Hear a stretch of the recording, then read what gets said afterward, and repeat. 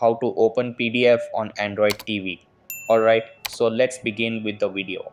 So in order to open a PDF on your Android TV, you first need to head over your Google Play or Play Store application and then open it up.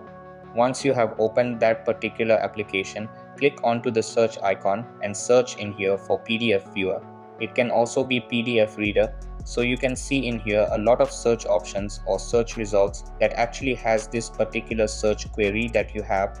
So what you can do is just click on anything or any what application you want. I recommend in here Adobe Acrobat or PDF reader. Now in here just click onto this install button that you can see right here and have it installed into your Android TV.